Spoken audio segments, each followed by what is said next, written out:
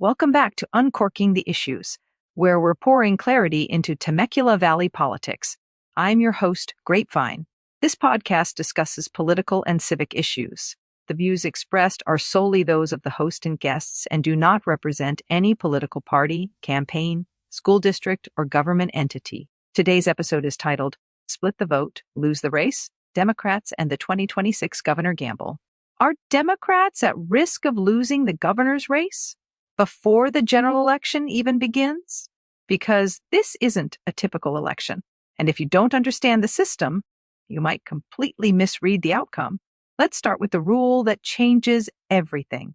California uses what's called a top two primary system. That means everyone, Democrats, Republicans, independents, all show up on the same ballot. Same race, same day. And only the top two vote getters move on. Not the top Democrat, not the top Republican, just the top two. Now think about what that means. If one party has a crowded field and the other party is more unified, you don't need a landslide to shift the outcome. You just need math. Now look at the Democratic side of the 2026 race. It's crowded. You've got candidates like Katie Porter, Xavier Becerra, Tom Steyer, and Matt Mahan, each one pulling from a different part of the Democratic base, each one offering a different version of what leadership should look like. Katie Porter brings a sharp prosecutorial style, focused on accountability and middle-class economics. Xavier Becerra brings experience, federal leadership, legal background, a steady institutional approach. Tom Steyer positions himself as the outsider, wealth, climate focus, and the ability to self-fund. Matt Mahan comes in as a pragmatic mayor, focused on efficiency, results, and problem solving. On paper, that's a strong bench. Healthy debate, diverse perspectives. But in a top two system, that same diversity can become fragmentation because voters aren't choosing between parties yet. They're choosing between multiple versions of the same party. And when that happens, votes spread out. Now, let's look at the Republican side. Fewer candidates, more consolidation. Names like Chad Bianco and Steve Hilton. And here's where Temecula Valley comes into play. Bianco isn't just a candidate. He's the Riverside County Sheriff. That means name recognition right here at home, a built-in base, familiarity. And in politics, familiarity turns into votes. So now, connect the dots.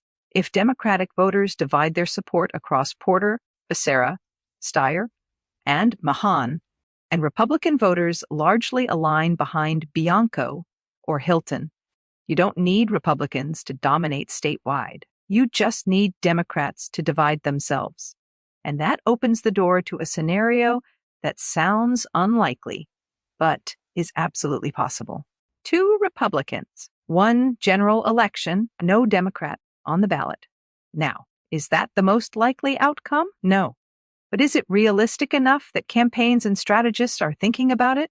Yes, because inside the Democratic base, there's a quiet tension happening. Two competing instincts.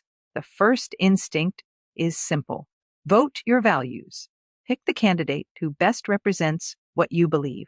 Progressive, moderate, outsider, insider, whoever aligns with your priorities. This is the pure version of democracy. Authentic, honest. But there's a second instinct, and it's more strategic. Vote for viability. Ask not just who you like, but who can actually make the top two, because in this system, your vote isn't just expressive, it's mathematical. And here's the uncomfortable part. Those two instincts don't always point to the same candidate. Now bring it back to Temecula Valley. This isn't Los Angeles. This isn't San Francisco. This is a politically mixed region, which means your vote here carries a different kind of weight. In deep blue areas, fragmentation might not change the outcome. But in competitive regions, like Riverside County, it absolutely can, because elections like this aren't just about how many votes a party has. They're about how those votes are distributed. And in a top two system, distribution is everything. So what are the real questions Democratic voters here are facing? Not just who to vote for, but how to think about voting. Do I prioritize alignment or viability? Do I vote with my beliefs or with the math? Do I help shape the future direction of the party? Or make sure it has a place in the general election? There's no perfect answer, but there is a clear reality. The system shapes the outcome. And right now, that system is creating a high stakes balancing act. Too many candidates, too many lanes, not enough consolidation.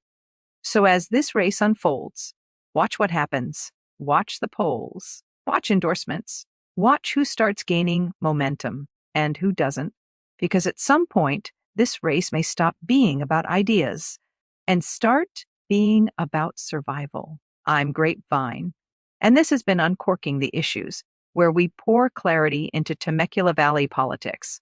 Until next time, stay informed, stay engaged, and don't just watch the race. Understand the math behind